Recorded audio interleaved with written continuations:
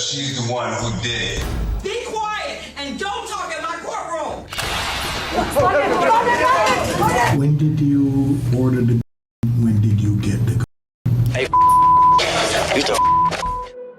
in May 2018, Christopher Teal was arrested for raping a woman in a car dealership bathroom in Seattle's Ballard area. The dealership staff helped the victim and caught Teal. He went to court to see if he was mentally stable enough for trial. A psychologist said he was competent, even though Teal seemed to be pretending to be mentally ill. During the hearing, Teal unexpectedly hit his lawyer, Mr. Birkeland, in the face. This was recorded on video. From his counsel, who I'll defer to in a moment, that they are now stipulating that Mr. Teal. After hitting his lawyer, court officers quickly controlled Teal and put him in a spit hood before taking him out of the room. Mr. Birkeland wasn't badly hurt and didn't hold a grudge, but he decided to stop being Teal's lawyer. Later, when Teal came back to court with a new lawyer, he was tied down in a chair to prevent any more trouble. New counsel has been appointed since the last hearing. Besides his previous charges, Teal was also charged with assaulting his lawyer and contempt of court. In court, 4 men were sentenced to life in prison for first-degree homicide. None of them were pleased, obviously, but Travis Davis reacted violently. He started hitting his lawyer, Daniel Hernandez, on the head and continued punching him after slamming his face onto the desk. Court officers rushed to stop him, and it took a 4th officer using a taser to get the situation under control. The officer ended up using the taser on 3 of the convicts. After that, everyone in the courtroom was asked to leave. Eventually, the chaos subsided. This is Lonnie David Franklin Jr., also known as the Grim Sleeper. He's a serial killer who was responsible for at least 10 murders and 1 attempted murder in Los Angeles between 1984 and 2007. In 2016, at the age of 63, he was sentenced to death, concluding a long trial focused on his brutal acts, resulting in the deaths of more than a dozen women in South LA. The Grim Sleeper mainly preyed on women who were drug addicts or prostitutes, often leaving their bodies naked by roadsides or in garbage bins. The sentencing occurred after an emotional hearing where over a dozen relatives and friends of the victims delivered statements, many questioning why Franklin targeted people from his own community. Here's what Judge Kathleen Kennedy said. But it's not vengeance, it's justice, Mr. Franklin. It is the judgment and sentence of this court that you shall suffer the death penalty. As his sentence was pronounced, Franklin showed signs of remorse and guilt, but it was considered too late. He was then escorted out of the courtroom to begin serving his death sentence. In August 2020, Franklin was reportedly found dead in his cell, with the cause of his death remaining unclear.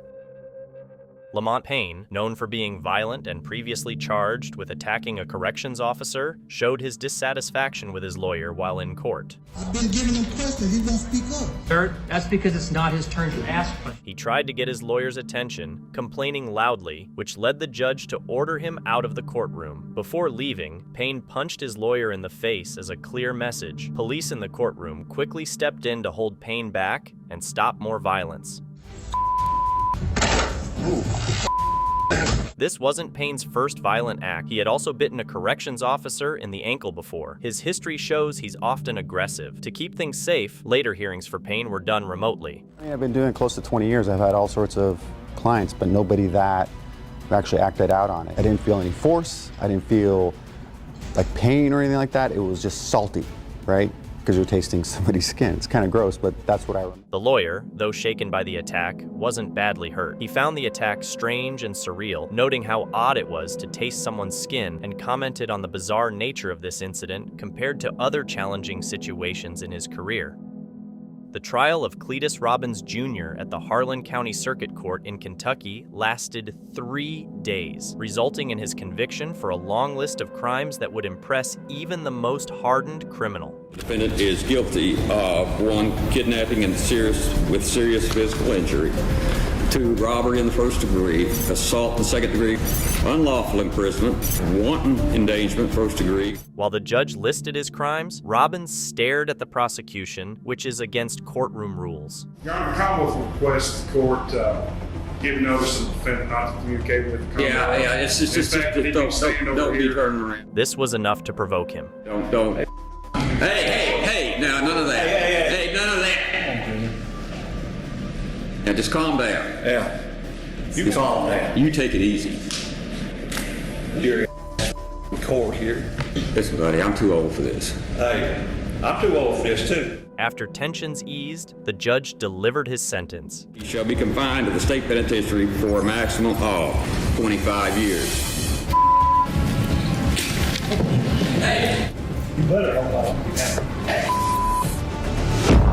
Guilty or not guilty, 25 years is a long sentence, and Robbins expressed his frustration by spitting at the prosecution. Vincent Simmons was convicted in 1977 on 2 counts of attempted aggravated rape and was sentenced to 100 years in prison. 44 years later, he was released after evidence showed that he had been wrongfully convicted. Vincent Simmons was convicted in 1977 on 2 counts of attempted aggravated rape and was sentenced to 100 years in prison. At the time of his arrest and conviction, Simmons was 25 years old. He ended up spending decades in prison due to accusations by twin sisters Karen and Sharon Sanders, who were 14 years old at the time, and identified Simmons from a lineup, claiming he attacked them after they gave a man a lift from a gas station. This man allegedly locked their cousin, Keith Laborde, in the trunk during the assault in 1993. Over time, it became clear that critical evidence supporting Simmons' innocence wasn't presented at his trial. It wasn't until 2020 that a New York attorney, Justin Bonus, took an interest in Simmons' case. Working with paralegal Derek Hamilton, who had himself been wrongfully convicted, they uncovered new information. A relative of Keith Laborde shared that Laborde had admitted to having intimate relations with Karen in the car, while Sharon was locked in the trunk. This revelation, coupled with alleged racist remarks made by Sharon Sanders to the police, pointed to Simmons being framed. The family vehemently denies these claims. In 2022, Simmons was finally released. In a symbolic moment, his shackles were removed, though temporarily reattached for procedural reasons, as he was required to return to the Louisiana State Penitentiary for processing before being officially freed. Although his conviction was vacated, he was not declared guilty or innocent, leaving some suspicion lingering. Despite this, Simmons seems to have accepted his situation. The Sanders sisters still insist he was the attacker. All Simmons had when he left prison were the clothes he was wearing, and a GoFundMe page has been set up to help him seek damages. His case highlights the broader issue of wrongful convictions in the legal system. For the next case, the judge was completely shocked. You give a new meaning to the word evil. I've never, ever seen anybody like you. This man kidnapped and assaulted his wife, leading to her demise. A police officer was also injured trying to stop him. His opposing attorney did not hold back. He said, get in my car. And when she refused to get inside the car with him, he grabbed her like a piece of luggage and he threw her face. Argumentative. Threw her face first in the back seat of the car. The judge announces he's guilty of first-degree murder, and his reaction is shocking. We, the jury, find the defendant guilty of murder in the first degree. Court transcripts reveal he expressed no regret at all. He accuses his wife of taking his son away from him. Michael Hanley was given a life sentence without parole for the first-degree murder of biker J.T. McGarry, who he fatally injured in the late 1970s. With the aid of the California Innocence Project, his wrongful conviction was finally overturned, and he was freed in 2014. No, Your Honor. Thank you, Your Honor. By then, he had spent 36 years in prison. How did he end up there? It turns out a dishonest defense attorney named Bruce Robertson had pressured witnesses into falsely identifying Hanley as the perpetrator. Robertson also convinced the authorities to seal crucial police reports that would have proven Hanley's innocence. The California Innocence Project succeeded in getting these reports unsealed and persuaded a judge to revisit the case. Once the misconduct came to light, Hanley's release became inevitable. A recommendation to overturn his conviction was issued in 2010, but it wasn't until November 24, 2014 that he finally heard the declaration of his freedom at the age of 69. The reaction to his release was subdued, but the relief he must have felt was profound.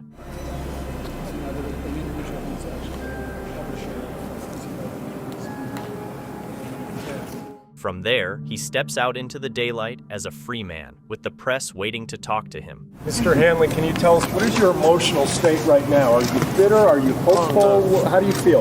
I feel good. I'm hopeful that everything's going to be, like it used to be. Back in 2014, Handline had been wrongfully imprisoned longer than anyone else in California's history. Despite his ordeal, he remained remarkably composed and celebrated his release simply by visiting his local burger joint. Later, he pursued legal action against those responsible for his wrongful conviction, filing a federal civil rights lawsuit. He won the case and was awarded $10 million. Next, we're in Berea, Ohio, for the probation hearing of 18-year-old William Demopoulos, who is on probation for criminal damaging, unauthorized vehicle use, and obstructing justice. The hearing begins tensely as Judge Chris Green asks William to give his phone to his probation officer. William refuses, even saying he'd rather lose his freedom than give up his phone. The judge then explains the importance of following the rules. When you are on probation, your probation officer has the right to take anything they want to take of yours. If they want to search your phone, they search your phone. The problem is, you don't want to play by anybody's rules. You want to play by your own rules. The judge ordered the officers to handcuff the defendant, and as deputies approached him, William saw only one way out, and he took it. The officers quickly subdued him as he jumped off the table. The judge then revoked his probation, charged him with resisting arrest, and sentenced him to 40 days in jail. In Grand Rapids, Michigan, we're at a juvenile court where 13-year-old Keyshawn Mann has been charged with second-degree murder for the death of his mother's boyfriend, Jermel Stokes. Mann claims that Stokes had been abusive towards him and his mother. One day, he approached Stokes from behind, placed a weapon inches from his head, and fired. A courtroom altercation ensued between the families of Mann and Stokes when Mann's mother, Lakeisha, stated in court that no one could understand the abuse her son endured from her boyfriend. The judge decided that the teenager would spend the next 8 years in a juvenile facility until he turns 21. After this, he could be transferred to an adult prison, facing anywhere from 162 months to a life sentence. During William Terry's sentencing at the Cuyahoga County Justice Center in Ohio, everything in the courtroom proceeded smoothly. The judge concluded by thanking everyone and wishing Terry good luck. After his sentencing was complete, William Terry was expected to just leave the courtroom. However, the situation quickly deteriorated when Terry, who appeared calm and unaffected initially, suddenly lashed out at his victim who was present in the courtroom. He began shouting profanities at the victim. He became so enraged that it took 2 court deputies to restrain him, and even then, he continued to shout obscenities. Don't touch me like that, dude.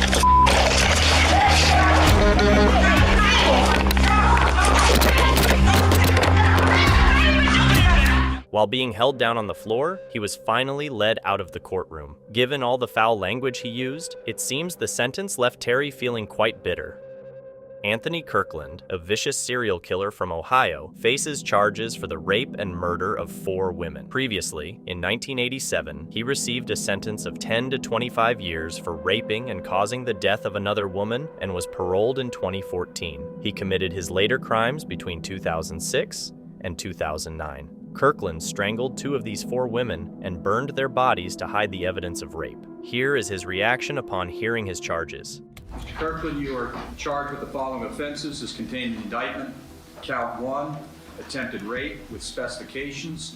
Count 2, aggravated murder with specifications. Count 3, aggravated robbery with specifications. Count 4, aggravated murder. After hearing just 3 of his 12 charges, he fainted on the floor. The jury, however, remained unmoved by his reaction and recommended the death penalty for him. This is a death penalty case. Anthony Kirkland is currently on death row at the Chillicothe Correctional Facility, which is likely for the best given his crimes. Next, we're in Fort Lauderdale, Florida, for a bond hearing. 32-year-old Yaneli Marie Morales is facing charges of burglary with assault or battery after breaking into the home of a woman she believed was involved with her boyfriend. Her public defender requested the presence of another lawyer from his office, referred to as the Apollo attorney, for the bond decision. He claimed his colleague would arrive in 20 minutes, but he never showed up. Attorney asked to be here 20 minutes ago, and she is not here. Judge, but it now shows a blatant disrespect to this court. Judge, Mr. Armstrong? No. It's about a 2-minute walk from the public defender's office. Where is your colleague? Your office is here. You are here. I've given your office the courtesy to come down here. Your colleague has apparently hung you out to dry. I'm not really sure why, but you're now making conflicting arguments. I'm not saying the court. I'm asking you to explain this inconsistency. Judge, what I'm saying to the court is answer that question. When the public defender couldn't answer the question, the judge continued with the bond hearing. 3 days later, at her next hearing, Yineli Morales was released on a $10,000 bond and is now awaiting trial.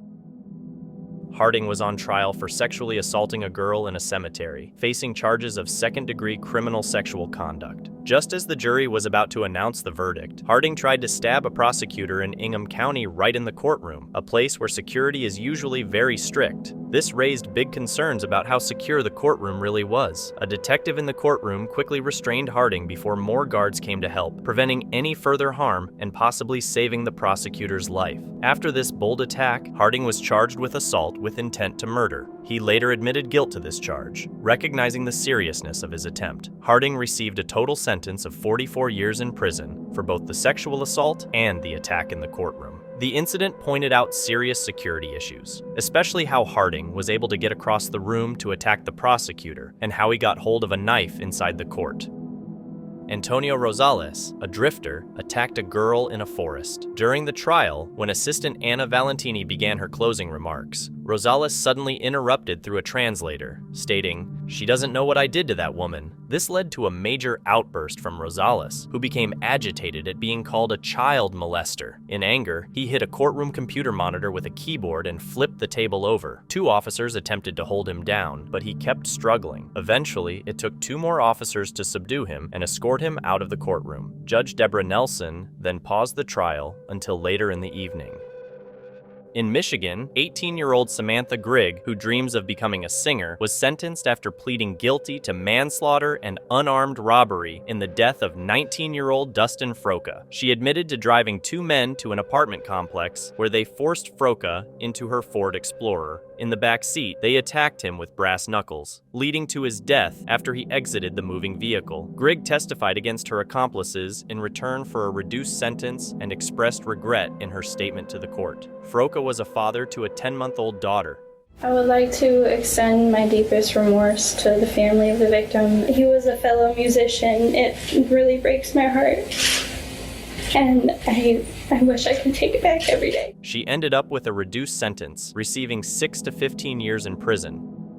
Last May, Serna, who was a passenger in a utility truck, spat out the window. The spit unintentionally landed on Smith's black BMW. Although it was rude, it wasn't violent or threatening. Smith, the BMW's owner, took Serna's action as a serious insult. He felt that spitting on his car was a direct affront and warranted a harsh reaction.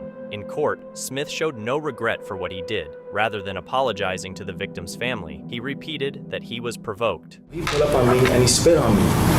You know what I'm saying? After I asked him please not to do that, I don't know how come he did that. Smith spent about 15 minutes at his sentencing, going over the crime details and defending his actions. The victim's sister, unable to handle Smith's justification and lack of remorse, left the courtroom during the sentencing.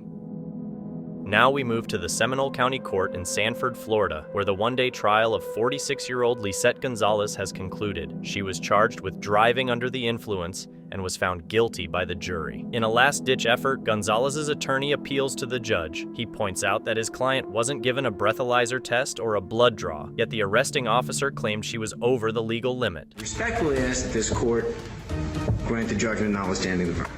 In a rare move in the courtroom, the attorney asked the judge to overturn the jury's verdict and acquit the defendant. The judge then turned to the prosecutor, leading to a heated exchange. Did you hear the uncontroverted testimony of this officer? Your Honor. Then I want you taking him up on perjury. Your Honor. Will you take him up for perjury? He admitted it was a mistake, Your Honor. No, but he lied. He lied on a sworn Absolutely citation. not, Your Honor, and that is not true. I'm dismissing. I am dismissing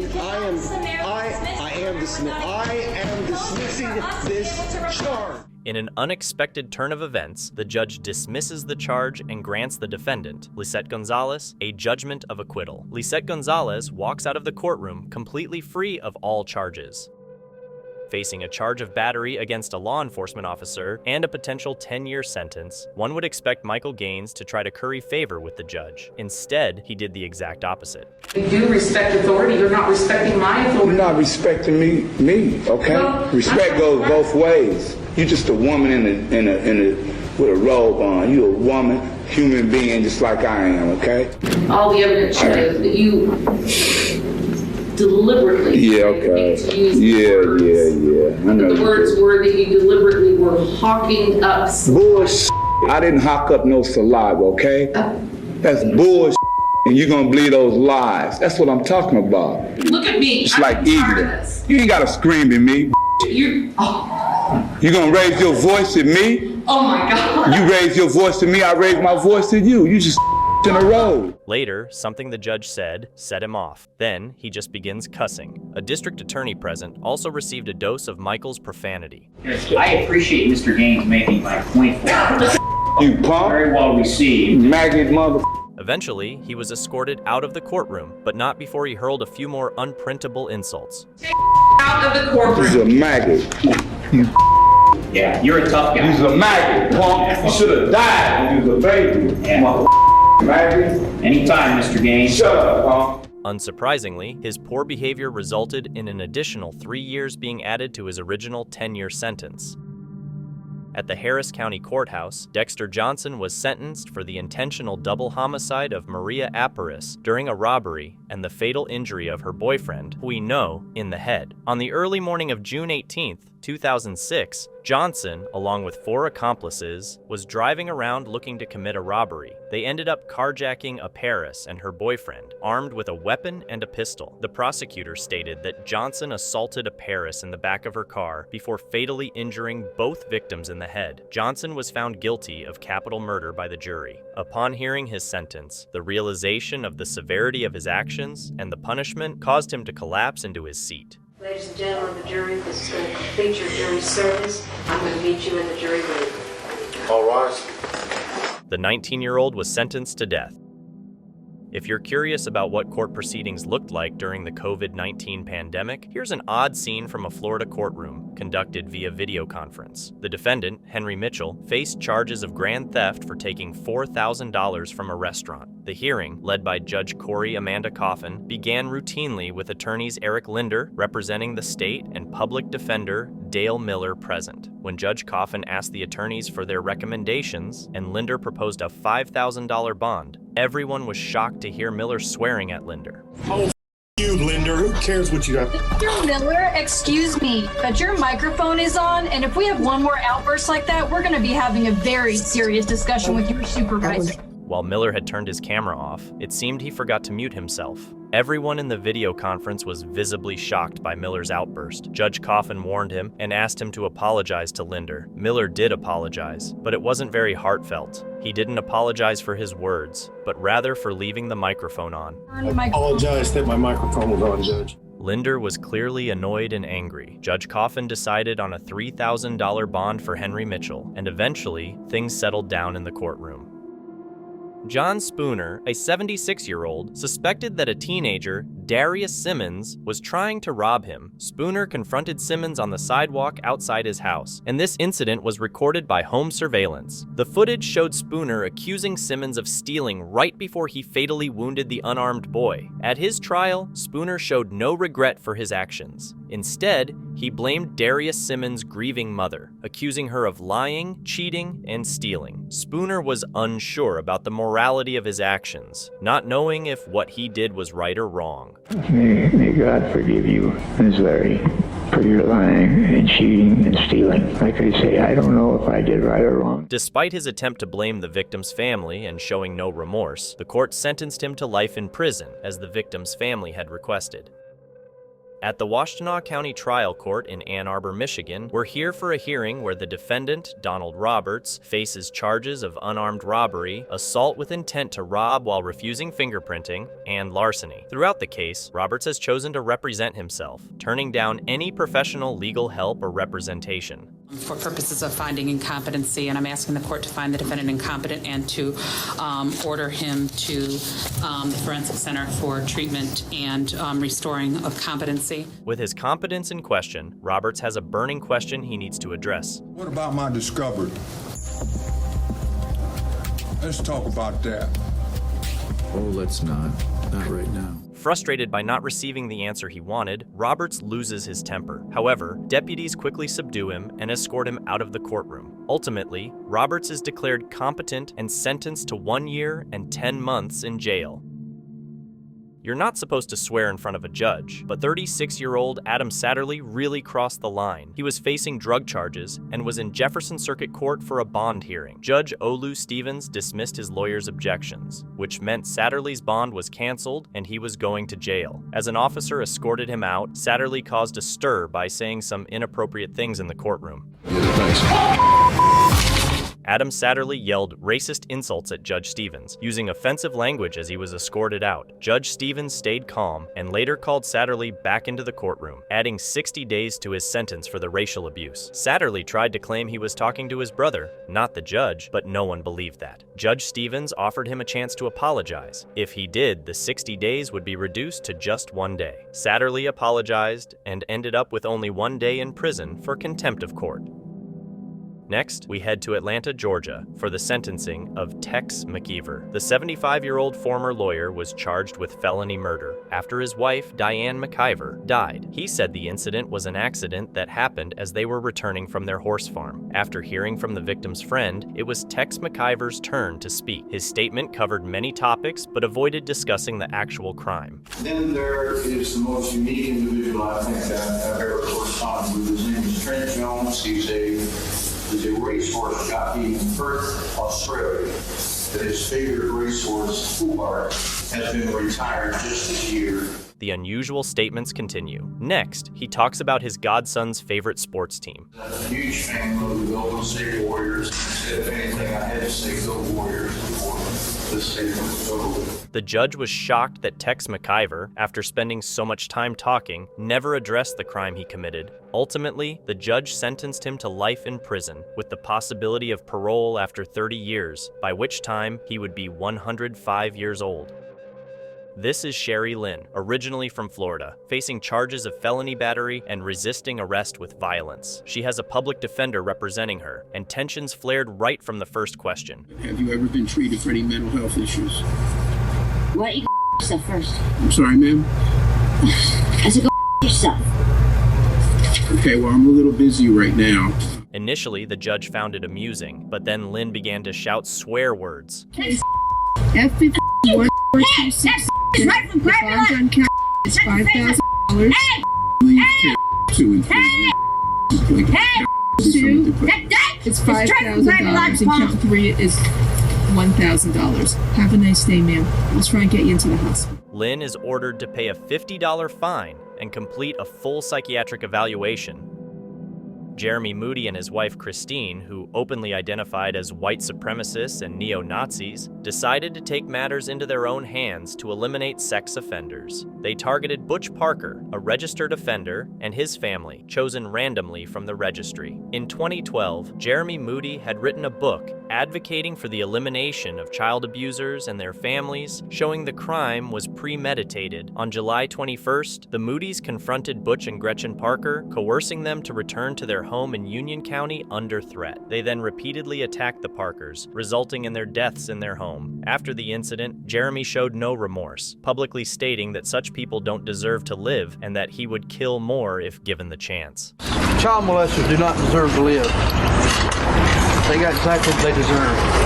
Had to do it over again. I more. Christine also expressed no sympathy, wishing death upon the victim's family. Do you have anything to say to the victim's family?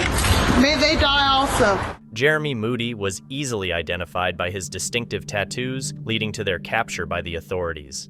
I know that what I've done is a sin, and I believe that God has forgiven me of it. The murders created a chilling effect on offenders and their families, leading to increased fear and threats against them. Somebody screamed by in a car leaning out the window saying, "You better watch your backs because we're gonna burn this whole house down, you perverts." While I don't have much sympathy for offenders, going after their family members too is very disturbing.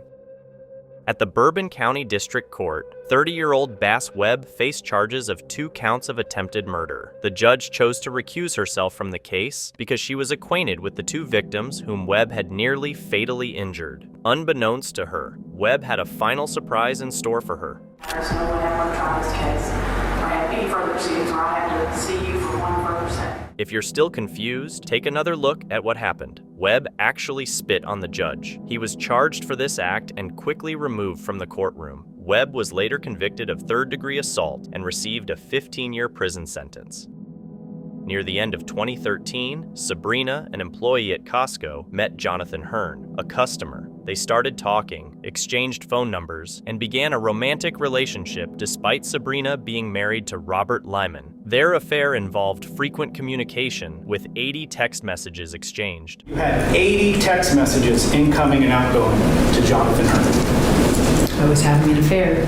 Jonathan joked about wanting Sabrina all to himself, and their jokes turned into serious discussions about eliminating Robert. As ironic and sad as this sounds, for Rob's sake, she expressed that he would honestly rather be dead than divorced. In April 2014, Sabrina and Jonathan planned to poison Robert by lacing his banana pudding with arsenic. Sabrina panicked and told Robert not to eat the pudding, abandoning the plan. On August 17, 2014, Jonathan took matters into his own hands. He drove to the rail yard in Tehachapi, where Robert Lyman worked, and fatally injured him. Surveillance video captured Jonathan at the scene of the crime. With Robert out of the picture, Sabrina and Jonathan were briefly together. However, Jonathan soon realized he could shorten his sentence by cooperating with the authorities. Jonathan was arrested in November 2014 and decided to testify against Sabrina. Jonathan's trial took place in January of the following year. Investigators arrested Sabrina shortly after Jonathan's arrest.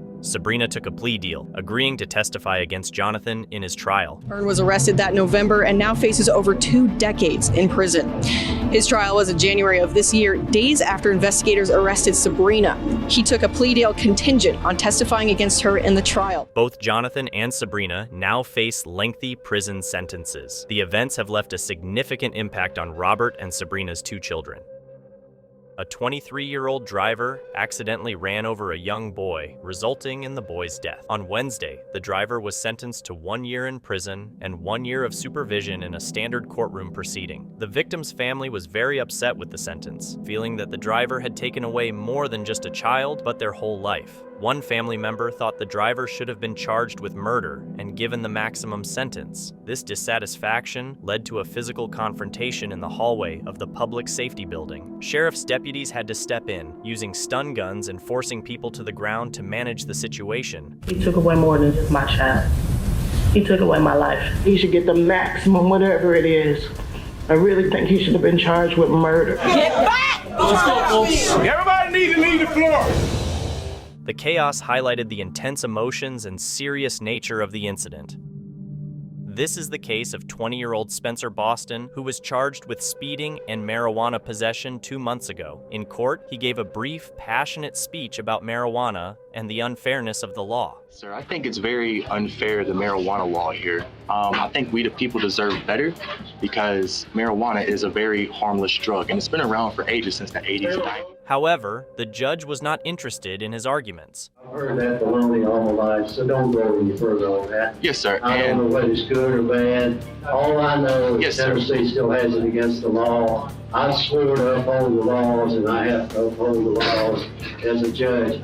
It probably is unfair, but I can't change it. You've got to go see the legislature to get that changed. You want to fix trial day? Yeah, we can. The judge tries to set a trial date with the help of court employees. May 7th. Displaying clear remorse, Boston unexpectedly pulls out a joint and lights it up, shocking everyone. He is quickly escorted out by the court officer, and the judge has the final say. Hey, we the people deserve better. Take you to jail. Another count of marijuana possession, along with charges of disorderly conduct and contempt of court, is added to his case. Boston is sentenced to spend 10 days in jail. The defendant, 27-year-old Tobias Roman, faces multiple charges including attempted robbery, making terroristic threats, and displaying a deadly weapon while stalking a female employee at a mall. Stand up, Roman. Standing in court, he responds to the judge's standard questions. Roman, what is your true and correct name? Tobias, my first name. That's it. Giggles or Tobias. That's it. Don't call me nothing now. It's quite an unusual name for someone with multiple criminal charges. With a name like that, he sounds more like the main star of a California circus. I will appoint the public defender to represent Mr. Roman. The charges, Mr. Roman, are attempted robbery. Hey, Mr. Roman, you need to be quiet. Yeah, you need to be quiet. Telling a judge to be quiet took some audacity. The judge was stunned and gave Tobias Roman a final warning. One more chance and then you're going to be removed from the courtroom. That'll be your choice. Tobias responded with another snarky comment, prompting the judge to order him to leave the courtroom. Go to your end. You need to leave. Now, let's guess what Tobias Roman will do before he steps out the door. Is he going to A, cuss out the judge, or B, threaten the judge with violence? The answer is both. The judge heard it loud and clear and ruled accordingly. Record, Mr. Roman's statement on the record that he will murder me if he sees me, and I'm going to request law enforcement to take the appropriate action. Tobias Roman was sentenced to 8 months in prison for threatening a public official. Of his original charges, all were dropped except for threatening with intent to terrorize, for which he received 3 years in prison.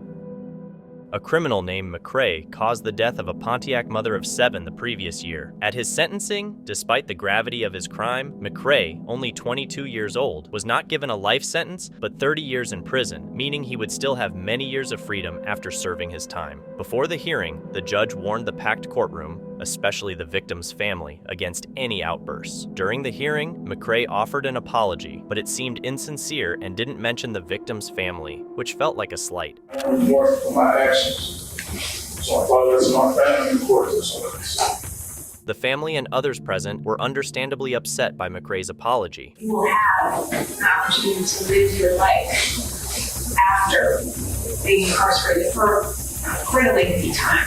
Do not expect and I will not tolerate any sort of outbursts from anyone. The judge, having anticipated potential disruptions, had already issued a warning to maintain order, highlighting the emotional and contentious nature of the hearing.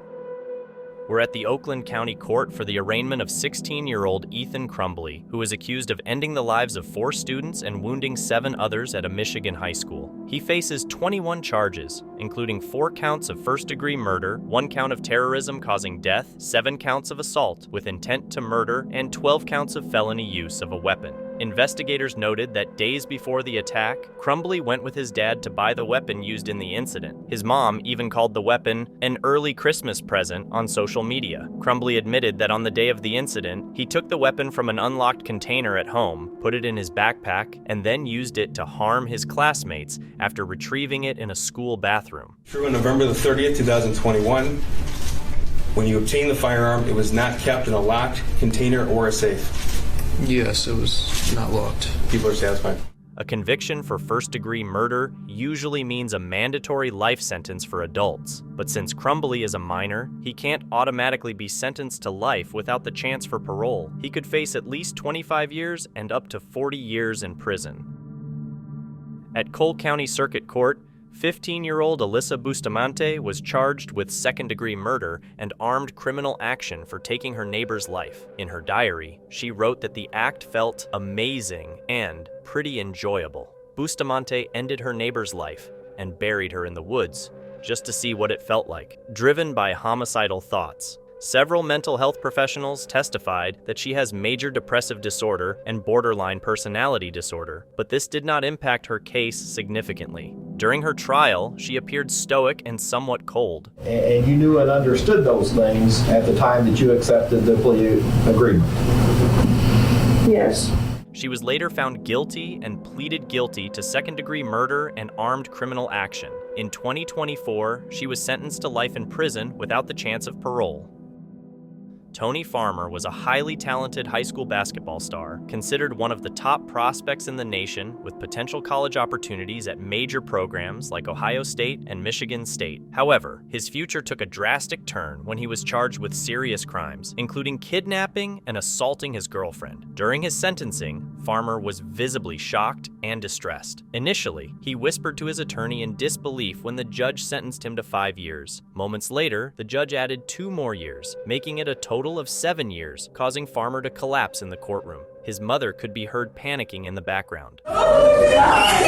Once back on his feet, it was clarified that all the sentences would be served concurrently, reducing his total time in prison to 3 years. All of these terms are going to be served concurrently, which means that the defendant is, in effect, going to spend 3 years in prison. The method of sentencing was described as confusing, and Farmer initially misunderstood the duration he would spend in prison, which contributed to his collapse. The realization that even 3 years in prison during his crucial age of 18 to 21 would significantly impact his potential basketball career left Farmer and others acknowledging the severity of the situation. Despite his talent and potential, Farmer's actions and the legal consequences overshadowed his athletic prospects. We're in Orlando, Florida, for Dale Roy Greenman's bond hearing on theft charges. He allegedly walked into a 7-Eleven, took a pack of cigarettes, a lighter, and a Gatorade, and then walked out without paying. Greenman had previously been charged with tampering with evidence in a separate case, which could elevate his current misdemeanor charge to a felony. Upon hearing this, Mr. Greenman immediately exploded and went on a 30-second rant. That's horse. You do whatever the you want. Excuse me? My name is Mr. Greenman. I'm the federal witness of the United States federal government. I demand some respect, you. Let's get a jail for how long y'all did and figure out what you're doing. All right, he can be removed once y'all get him out. Now. Greenman was ejected from the courtroom and taken into custody. His bond was then quadrupled from $250 to $1,000. Next, we're in Mountain, Michigan, for the virtual arraignment of Isaiah Gardenhire. The 40-year-old was arrested after a 2-day crime spree and faces multiple charges, including murder, home invasion, and sexual misconduct. As the long list of charges was being read, Isaiah let out a big yawn. While the prosecutor discussed the charges, Isaiah spoke out, claiming that his girlfriend should be the one charged instead. Charge her with murder because she's the one who did it. Later in the hearing, the defendant, despite being handcuffed, decided to flip off the judge twice. Due to Isaiah's antics, the hearing was ultimately cut short. He is currently being held on a $3 million bond for about 12 criminal charges. When a name is called out, the usual response is to stand up or answer. But in this case, the judge calls out the defendant's name 3 times, and he doesn't respond. T. Eldon, Henry T. Eldon, Henry T. Eldon. Is he missing? No, he's right there in the courtroom, but he refuses to respond to the judge. Instead, his friend speaks up, claiming he's an American national, indicating that both the defendant and his friend identify with the sovereign citizen movement. I'm a witness, okay? Okay, what I'm saying is, he is present, and he's chosen not to step up there. He's asking not for an appointed lawyer. He doesn't need an attorney. So you're acting in the capacity? I'm not acting. I'm a witness. This is an American national. Due to the behavior of the defendant and his friend, the judge becomes visibly upset. Eldon, the defendant, eventually stands up but continues to argue with the court. So the answer, and I will answer for him, is not guilty. Okay? I haven't made any plea, nor should you make any All plea. right. I don't accept that. Okay. I don't accept anything that's Whether happened you to accept today. it or not, I Mr. did not Eldon, in your own you position. may escort him out. The judge, unwilling to tolerate this disruption, has him escorted out of the courtroom. Michael Ray faces 4 charges, including criminal trespassing and second-degree assault. Bail hearings are usually quick if the defendant cooperates. County's requesting $25,000 full cash behind all charges. You think that's funny? I think that's hilarious. We weren't done. The prosecutor suggests a bail amount based on the defendant's past history. Ray tried to leave early, but the judge didn't have it, so he decided to double his bond. So bond is $50,000. No bail credit. Danger to community. Thinks these are funny charges. He's lucky I didn't hold him in contempt. Ray just had his bond doubled to $50,000, but he wasn't done. He still had something to say. Hope I see him in the street. Bring him in. I'm holding him in contempt. Adding charges. The judge decided to add even more punishment because, apparently, he also flipped her off when he was leaving the first time. Days to serve on contempt for flipping me off twice. It seems like that's all for now, but wait, he's coming back. And here comes Ray. We bring him back in, he's just gonna get another 30 days for doing something else. Sir, I'm holding you in contempt for what you did. What you're holding me in? And so, You shot man. all right, you can take him back, 100 days to serve. 100 days to serve? Okay. Yeah. For what? Because of 2 EPOs and criminal mission case? That's right, she just gave him 100 days in jail. Surely it's over now, but Ray finds a way to make it worse. I think we need to. Yeah. Can we bring him back? He's got to be charged. In just 3 minutes, Michael Ray increased his charges from 4 to 10, ended up with a bond of $50,000, and received 100 days in jail for contempt. In a courtroom, swearing or hurling foul language at judges is simply not done. It's common sense. No law school education is needed. And in cases involving heinous crimes like rape, it's clear we're often dealing with individuals who lack respect for anyone and perhaps possess only a minimal amount of sense. You gotta remember the 100 lies that you told to cover that lie up. That wasn't no lie. Be quiet and don't talk in my courtroom. I'm innocent. Be quiet. Take him back. That's right. Take him out. That's right. Take him out now. No. Take him out. I'm innocent. Take him out. Judge Vonda Evans was definitely not going to tolerate such misconduct in her courtroom. She didn't just get upset, she exploded. What can we say? He asked for it, and he certainly got what he deserved. To say me. I'm sorry. Grace. I appreciate you giving me a whole month of April to think about it. I understand your decision, I respect your decision. We've been doing this for a long time, but I can appreciate that. They gave you no right to disrespect me. Next time a defendant steps into a courtroom, they should definitely brush up on their politeness and steer clear of any abusive language. Don't rest your case on bad behavior. Shelby Isaac, a 19-year-old, was in court when jurors returned a guilty verdict for her crimes. As the verdict was read, Isaac fainted, overwhelmed by the news. Initially, her head went down, but as the other verdicts were read, she completely collapsed. She was on the ground for at least 5 minutes while deputies tried to revive her, and during this time, Isaac's family cried out in distress. An ambulance was called, but her immediate status after fainting wasn't disclosed. Isaac was scheduled to be sentenced on December 15th and faced up to 25 years in prison for 1 second-degree murder conviction. The crimes were shocking, and the motive was deemed highly unnecessary and senseless. Allegedly over a hair weave, which many found unbelievable. A family member of the victim believed it was a robbery gone wrong, and that the victim would have given up the hair if asked. They didn't have to do this. If they wanted the hair, I'm pretty sure, he would say, you can have this hair. My life is not worth it. Isaac was charged with 2 counts of second-degree murder, meaning the murders were committed without premeditation. She was also charged with negligent homicide for the killing of an unborn child. The prosecutor argued the murders were premeditated because Isaac was carrying a weapon and had arranged the meetings, suggesting intent. It was a reasonable verdict. We was obviously seeking murder in the first degree. But the jury decided, I don't know what factors they used, but maybe her age could have been a factor. However, the jury decided on second-degree murder rather than first-degree murder. The reasons for this decision were unclear, but it was speculated that Isaac's age might have influenced the jury's decision. A classic example of what happens when a prosecutor argues disrespectfully and irritates the judge occurred when Judge Schroeder lost his patience with prosecutor Thomas Binger. Binger was criticized for unnecessarily stretching the court's time with inconsequential and prejudicial evidence that didn't support the case at hand. First of all, Your Honor, this was the subject of a motion. I'm well aware of that, and the court left the door open.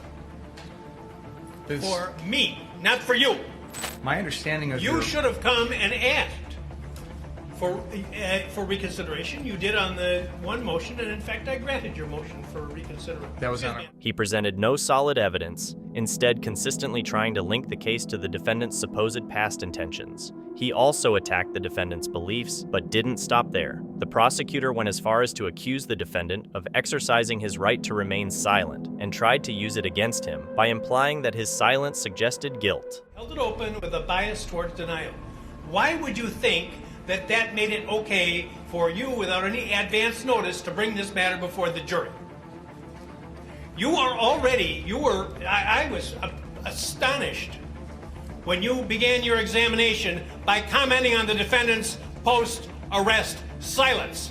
That's basic law. It's been basic law in this country for 40 years, 50 years.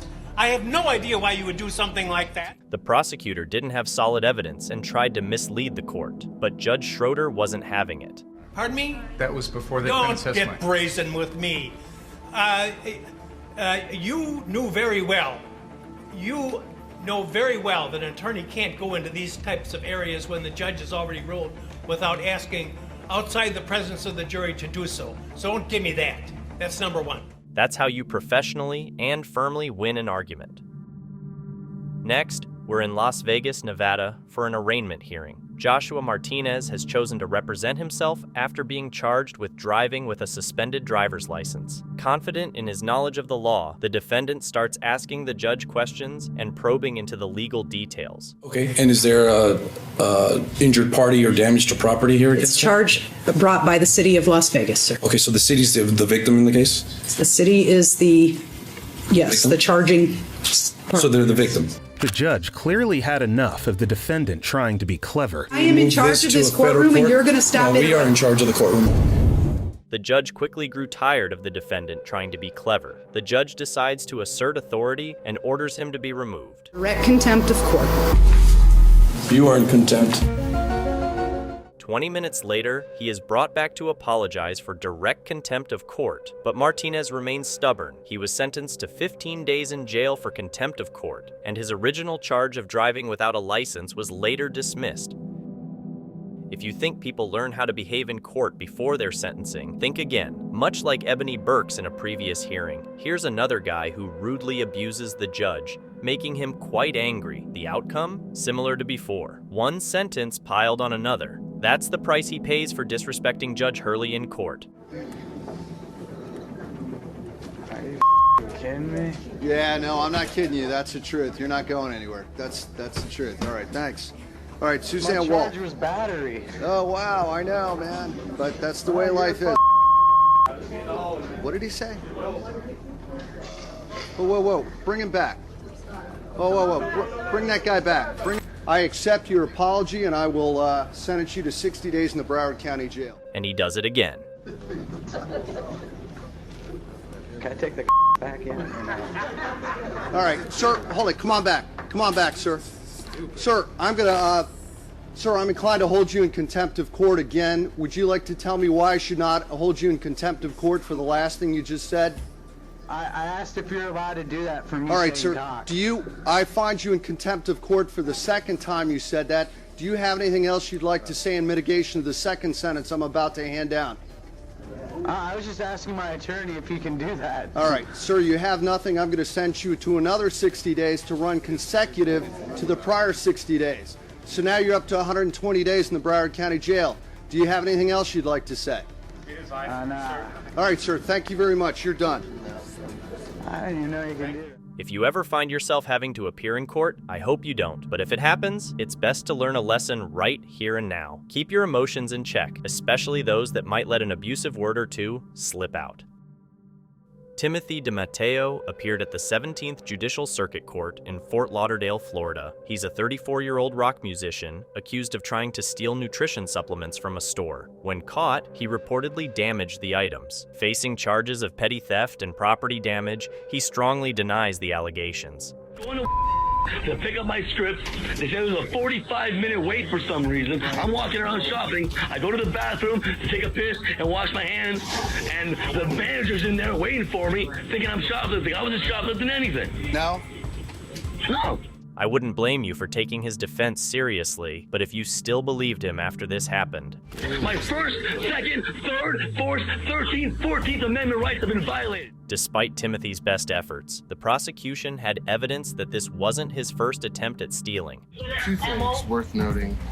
Mr. DiMatteo was arrested September 14th of this year at a Mexican restaurant, where allegedly he ran up a bill for $256.26. He refused to leave or pay for his tab. With strong evidence of a past similar crime, Timothy's final defense was to start drumming. Eventually, court officials had to escort him out of the courtroom. He pleaded guilty to the petty theft charge, the property damage charge was dropped, and he was ordered to pay $293. In Ocala, Florida, 19-year-old Sky Boucher was arraigned for going to his former high school, firing through a door, and injuring a 17-year-old student in the ankle. He faces charges including firing a weapon on school property, having a short-barreled weapon, and armed burglary. On the day of the incident, he wore a tactical vest and hid a sawed-off weapon in a guitar case to sneak it onto the school grounds. He entered the school, fired through a classroom door, and injured a student's ankle.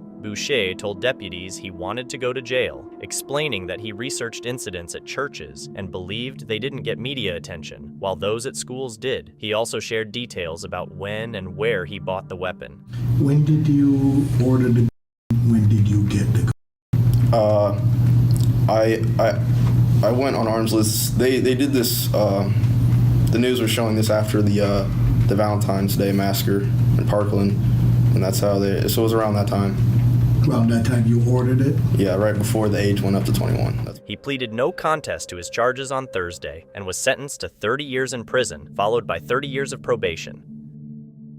At the Muskegon County Court in Mississippi, 23-year-old Dylann Madden was arraigned. Madden had been sentenced on March 23, 2015, and was serving 16 to 30 years for carjacking, assault with intent to commit murder, and armed robbery in Wayne County. He was later moved to Alger Correctional Facility in Munising Township, where he shared a cell with 23-year-old Rodriguez Montez Burks. Burks had been sentenced in November 2016 to 2 to 10 years for charges including fleeing from police and receiving and concealing a stolen motor vehicle. Just 2 days after Madden was transferred, Burks was found dead, face down and covered in blankets. Shortly before this incident, Madden had requested a cell transfer from prison counselor Karen Prunick and had repeatedly warned a corrections officer that he would harm Burks if not moved. He did ask me if he could move that day.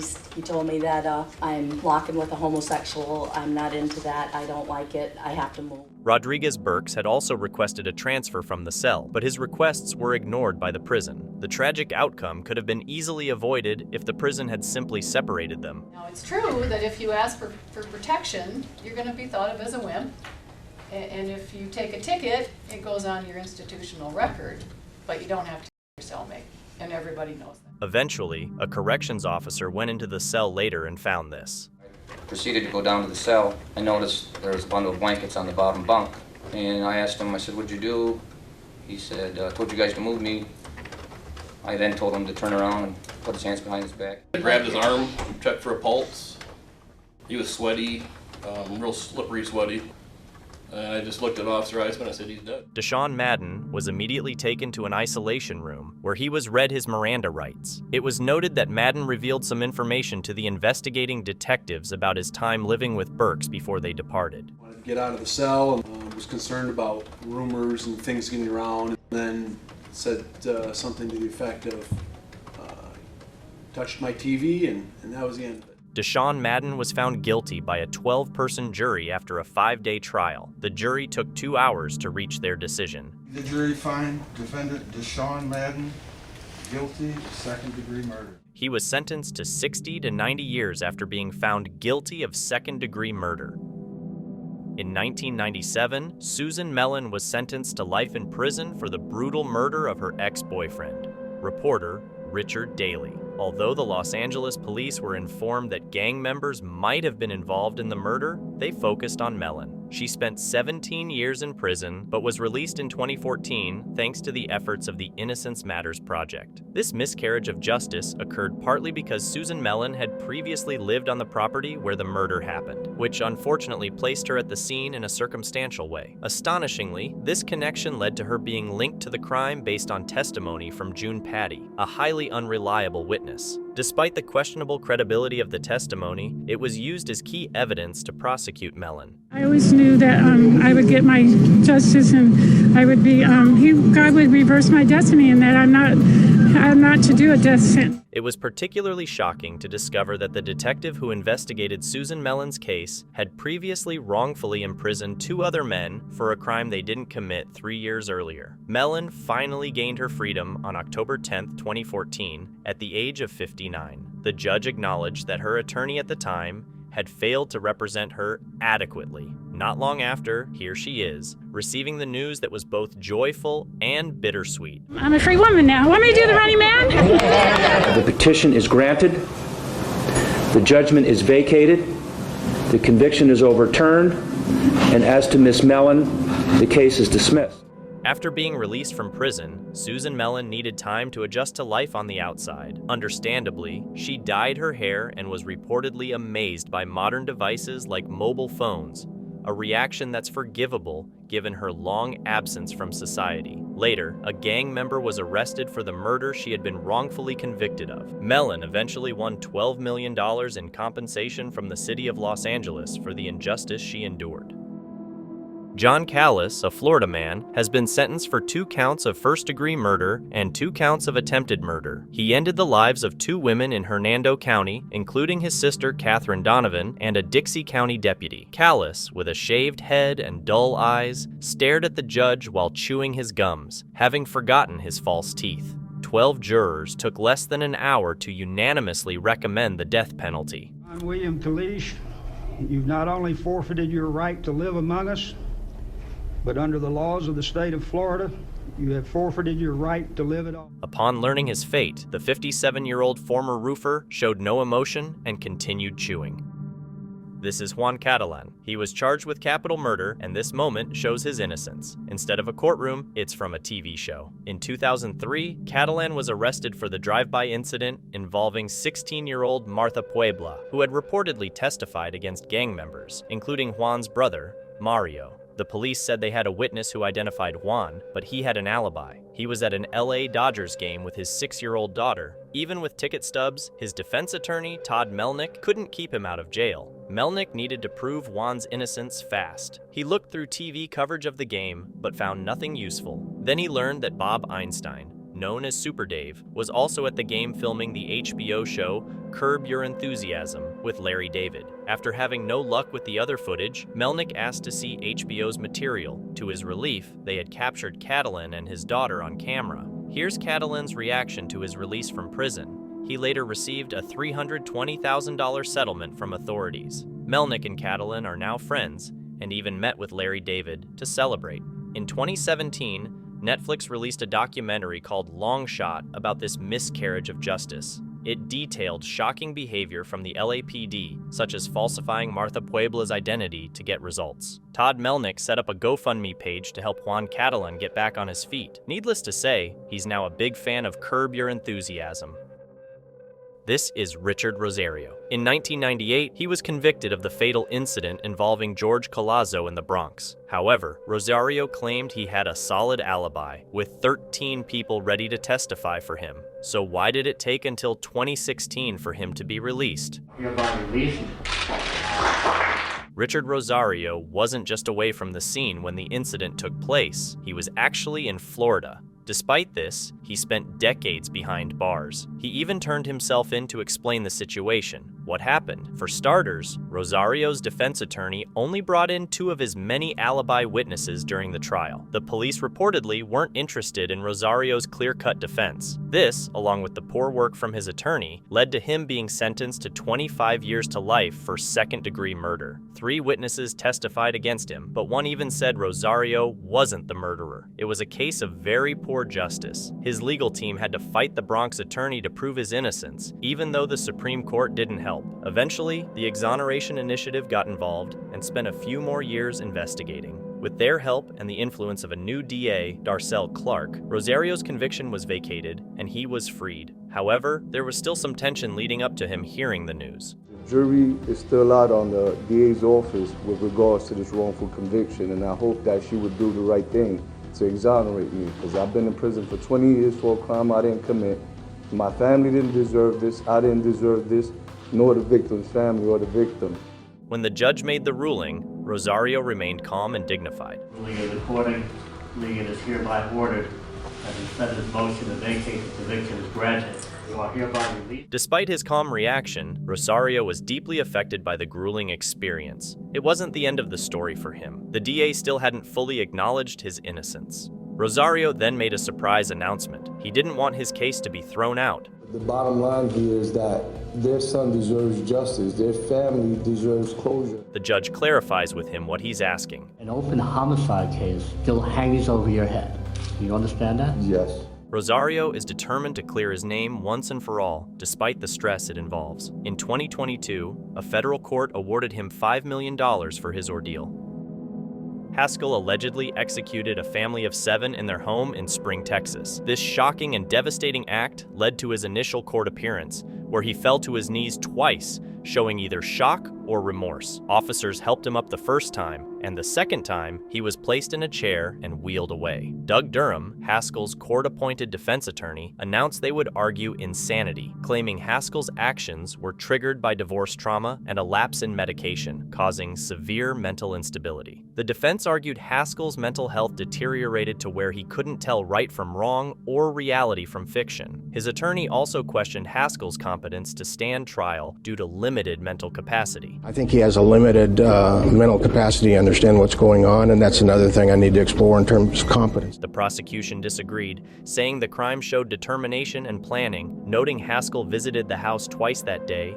first posing as a FedEx worker and then forcibly entering and revealing his identity before the murders. I just think the probable cause shows the determination involved and the effort and the planning. Maybe reality is finally setting in. This is not television, this is not fiction. He is facing his consequence. The trial judge addressed the severity of the crime, and the jury found Haskell guilty of capital murder. Jury, having found you guilty of the capital murder of Stephen Stay and Katie Stay, and having returned a unanimous affirmative verdict to issue number 1 and a unanimous negative verdict to issue number 2, the court sentences you to death by lethal injection. The judge sentenced Haskell to death, reflecting Texas's stance on such crimes. The victim's family expressed relief at the verdict, feeling justice was served and a significant burden lifted. I feel a lot of relief. It feels like a huge weight has been lifted off of my chest, and I feel like justice is finally going to be served. The trial of Ronald Haskell underscores the devastating impact of violence on families and communities.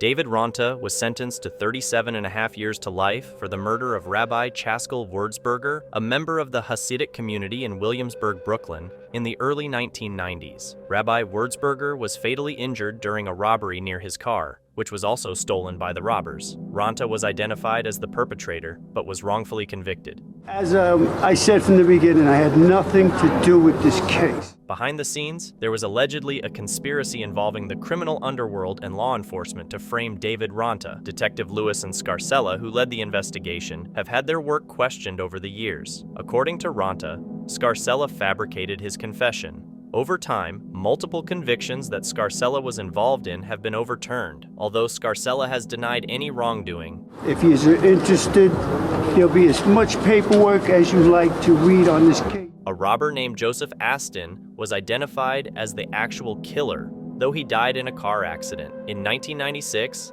Aston's wife came forward to admit that he had committed the crime. As a result, David Ronta was eventually freed on March 21, 2013, at the age of 58. Here is the moment he found out he was being released. The defendant's motion to vacate the judgment of conviction is granted.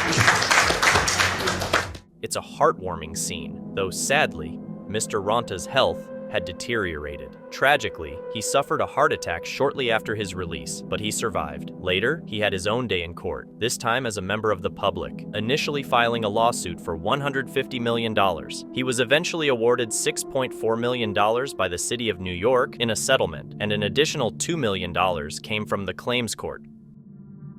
At a virtual bond hearing in Fort Lauderdale, Florida, the defendant, Demetrius Lewis, is facing charges for possession of illegal substances and an attempted burglary. This felony could land him in prison for 5 years. However, during today's court session, Lewis seems more concerned with other matters. Judge, you are so gorgeous, Miss Judge. I just have to tell you, you're gorgeous. Thank you, Mr. Lewis. During the virtual bond hearing, with all the Zoom participants watching, Lewis made a bold move by flirting with the judge, which led to a lot of eye-rolling from others, especially prosecutor Eric Linder. All right, Mr. Lewis, flattery will get you everywhere, but maybe not here. He should have focused on the case, but instead, the judge listened to the state's recommendation and set his bond at $5,000. We're at the Muskegon County Court, where Sean Flowers is facing trial for murdering his wife after a dispute about cigarettes. According to investigators, one of the 4 shots was fired at close range during a 911 call made by a neighbor. Sean Flowers, a habitual offender with a history of charges, had been married to his wife, Jamie Thomas Flowers, for just a year before the incident. Jamie had hoped she could change him, but tragically, her efforts cost her her life. Her 21-year-old son, London Thomas, one of her 3 adult children, is present in the courtroom. You'd never guess what he's about to do next. The jump and spin were executed effortlessly and flawlessly, yet they were charged with intense anger, like a bolt of lightning. London Thomas quickly rushed at Sean Flowers, but was tackled by court officers and arrested. After the commotion, the court adjourned the case for 2 weeks. The prosecutors are now reviewing London Thomas's actions to determine if he will be charged with a crime. We're at the Lee County Courthouse for a rare case of a husband ending the life of his wife. Mark Severs is about to be sentenced for first-degree murder and conspiracy to commit murder. Severs was married to Teresa Severs, a well-known doctor. He took out a life insurance policy on her worth several $millions. He then plotted to end her life by recruiting his longtime friend Curtis Wainwright Jr., promising him some of the insurance money. Teresa was found beaten to death with a hammer in their home. Severs claimed he was innocent and said he loved his wife and their 2 daughters. The jury found me guilty. I am innocent of all charges, as I have maintained since this heinous crime took place. I love my wife Teresa and our 2 daughters Josie and Carmi with all my heart. Before sentencing, Mark Severs faced 2 options, a death sentence or life in prison without parole. It was a tough situation, but the judge didn't change his mind despite Mark's pleas. In the end, Mark was sentenced to death. In 1996, teenagers Eugene Johnson, Derek Wheat, and Laurice Glover were wrongly convicted of the fatal incident involving Clifton Hudson Jr. in East Cleveland, which occurred the previous year. Glover was sentenced to 15 years to life, while Wheat and Johnson got 18 years to life. They were imprisoned for 20 years and released on March 26, 2015. Their conviction was largely based on the testimony of Tamika Harris, a 14-year-old witness at the scene. She initially claimed to have seen the perpetrator in a car, which led to the vehicle being identified and the trio arrested. However, Harris later admitted she didn't really see what happened and had been influenced by the police to say what they wanted. This revelation led to Glover being released, though he was later reincarcerated when the conviction was upheld. In 2006, the Ohio Innocence Project took up their case, and after about a decade, they managed to overturn the convictions. This breakthrough came when police documents that contradicted the detective's theory were released, revealing a cover-up by authorities who ignored other evidence. Finally, Johnson, Wheat, and Glover were freed, ending a long struggle for justice. This marked the moment when the East Cleveland Three received their long-awaited justice. The court finds that the 3 defendants' motions for new trial are well taken and granted. In 2019, Glover was interviewed for the Netflix series When They See Us, which depicted a similar miscarriage of justice. During the interview, Glover related to the series' events and recalled his own experiences of being pressured by authorities. That was like the hardest part about that whole thing, because being in there, you have to see the parole board, and they want you to admit guilt, and that's, in their eyes, that's you taking responsibility for your actions. In 2018, the 3 men each received $5 million in compensation from East Cleveland for their ordeal. In Cleveland, Ohio, we're at the arraignment of 31-year-old Joseph McAlpin, who was found guilty of 11 charges, including 2 counts of aggravated murder from a deadly robbery in April 2017. He was convicted of killing Trina Tamola, 46, Michael Kuznick, 50, and their dog at the couple's car dealership on East 185th Street. Their son discovered the bodies later that evening, both with fatal weapon-inflicted wounds to their heads. Cars and cash were also stolen. The jury took about 30 minutes to recommend the death sentence, which Judge Corrigan upheld. As the sentence was delivered, McAlpin remained unfazed, even casually licking his lips. The court's going to proceed to impose sentence at this time. With regard to count number 1, the aggravated murder of Trina Tamola Kuznick, the court's going to impose a sentence of death, plus 3 years on the firearm specification. Count number 2 for the aggravated murder of Michael Kuznick, death, plus 3 years on the firearm specification. To top it off, after the sentencing, he was even exchanging laughs with the judge. Well, you are indigent. Yeah, that's right. The trial court sentenced him to the death penalty plus an additional 63 years in prison for other offenses not related to the death penalty. In Idaho Falls, Idaho, Brian Johnston, a 50-year-old former high school teacher, pleaded guilty to felony stalking of a 26-year-old former student he had dated. He was accused of breaking a restraining order by following her, sending her harassing messages, breaking into her home, and allegedly urinating on her bed. Facing up to 5 years in jail, Johnston was visibly shaking as he read a remorseful note. I sincerely regret and feel deep sorrow and accept full responsibility for that which I have done. I hope and pray that she will be able to heal from this and not have any lingering impact to her life. The judge mentioned receiving letters supporting Johnston, but pointed out that the case is more complex. He described Mr. Johnston as a man with two different sides. This is a Dr. Jekyll, Mr. Hyde case, and I get a lot of letters who really support Dr. Jekyll. But I'm sentencing Mr. Hyde. The judge sentenced Brian Johnston to court-supervised rehabilitation and 4 years of probation. At the Johnson County Courthouse in Tecumseh, Nebraska, convicted inmate Patrick Schroeder was arraigned. Schroeder was already serving a life sentence for the 2006 murder of a 75-year-old farmer in Pawnee City, who he beat with a nightstick during a robbery and left in an abandoned well where the farmer died. In 2017, while in Tecumseh State Correctional Institution, he strangled his cellmate, Terry Berry, because Berry wouldn't stop talking while they watched TV. Berry was 22 years old and was serving a 3-year sentence for forgery and assault. Schroeder said this in an interview. Honestly, I knew as soon as they moved him in my room on April 10th that it was probably going to end up in that situation. He continued, I'm doing a life sentence. I'm never getting out, and he's in here for writing some checks. There is no compatibility at all. The situation was especially tragic because Berry was only 2 weeks away from completing his sentence. In court, Judge Vicki Johnson heard Schroeder plead guilty to the murder and not oppose the death sentence. He also chose to give up his right to a jury trial. Well, you have pled guilty to murder in the first degree and use of a weapon to commit a felony on the murder charge. There are two possible sentences. The first is life in prison. The second is the death penalty. Mr. Schroeder, in regard to your right to a jury trial on the issue of aggravating factors, do you wish to have a jury trial or do you wish to waive your right to a jury trial? Waive my right to a jury trial. Judge Johnson asked a series of questions to confirm that Patrick Schroeder's decision to plead guilty and waive his right to a jury trial was made entirely and solely by him. Once again, sir, do you think you're clear-headed here today? Yes. You think you understand what we're doing?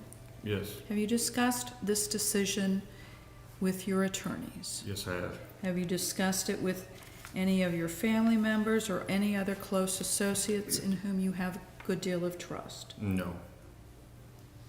Are you certain that this is what you wish to do? Yes. Has anyone made any threats of any kind to get you to enter into this decision? No. Has anybody promised you anything to enter into this decision? No. Are you making this decision of your own free will?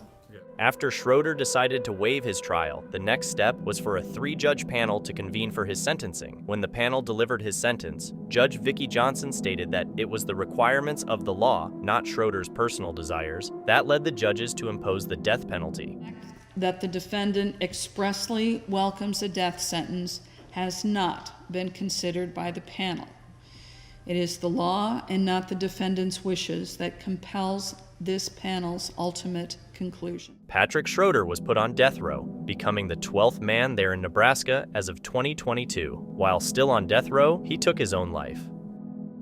This first case focuses on Caius Viovis, who was involved in the murder of David Glasser, Edward Frampton, and Robert Chadwell. He faced charges of first-degree murder, kidnapping, and witness intimidation. Viovis's distinctive appearance and beliefs also drew significant attention. He had horn implants on his forehead, green bones tattooed on his fingers, and the number 666 above his eyebrows. Viovis, a self-proclaimed vampire and Satanist, changed his name legally in 2008 from Roy Gutfinski Jr. to Caius Viovis, adopting a name inspired by a vampire character in the Twilight series and a Roman god associated with escaping from hell. Previously, in 1999, Viovis and his girlfriend, Deanne Jones, made headlines for a disturbing assault on a 16-year-old girl. According to prosecutors, they lured the girl to their motel room, where Jones sliced open the girl's back with a razor blade. The couple then engaged in a ritual involving the girl's blood. The girl required over 30 stitches for her 7-inch wound and was taken to the hospital, where police were alerted. During the trial, Viovis declared himself a Satan worshiper and vampire, claiming a craving for blood. Both were convicted of elevated aggravated assault and reckless conduct in 2000, resulting in a 10-year sentence for Viovis, of which he served 3 years before release. This was all before his involvement with the Hells Angels. Years later, Viovis returned to court, accused of a horrific crime. Prosecutors alleged that he helped 2 other men kidnap and fatally wounded the victims to eliminate potential witnesses to a crime. One of the victims, Glasser, was scheduled to testify against a Hells Angels member in an assault case. Here's the opening statement by his lawyer. The Commonwealth has never been able to find the scene of these killers, and therefore I expect there will be no evidence or testimony connecting Mr. Viovis to the location or locations where these crimes occurred. The prosecutor argued that Viovis had a motive to assist Hall, who was a high-ranking member of the Hells Angels. This case that the Commonwealth will present is not about just what the defendant, Caius Viovis, assaulted, but what did the 3 of them do. However, throughout the trial, Viovis maintained his innocence and refused to speak with the police or accept any plea deals. I've been in isolation for 3 years now. I've refused to talk to the cops. I've turned down all numerous plea deals offered me from the beginning. Just 1 month before this trial began, DA Capos called my attorney, Daphne Reardon, and told me he knew I did not these men, but that he had even said I was involved in the bodies. It also mentions that the district attorney offered him a deal, which he refused and indicated he wouldn't accept any similar offers. He offered me conspiracy after the fact, 7 years. I told my lawyer what I've told him and others many times before. My hand was not in this, and I will not let this man sell me my own hide at the price of my integrity. That I'd rather spend the rest of my life in prison and be able to face myself in the mirror at the end of the day and make that kind of deal. Despite Caius Viovis' strong statements, they were not enough to sway the jury. He was found guilty of 3 counts of murder, kidnapping, and intimidation of a witness. This was committed with deliberate premeditation. So say you, Mr. Foreperson, was this the verdict of the jury? One by one, the verdicts were read, resulting in Viovis being sentenced to 3 life terms without the possibility of parole. Viovis reacted strongly to the sentencing with a very public outburst. I'll see you all in hell, too. You remember that. Every one of you, I'll see you in hell. As Viovis is sent to prison, the victims' families are finally feeling like closure is within reach. I'm glad it's all over, like justice was served, even though we'll never get him back. To help to bring some type of closure. I don't know how much we're gonna get, but it's a start for something. However, it may be an uphill road for the victims' families, as Viovis plans to appeal the sentence. Thank you so much for watching. Don't forget to subscribe and hit the notification bell so you can stay updated with our latest videos.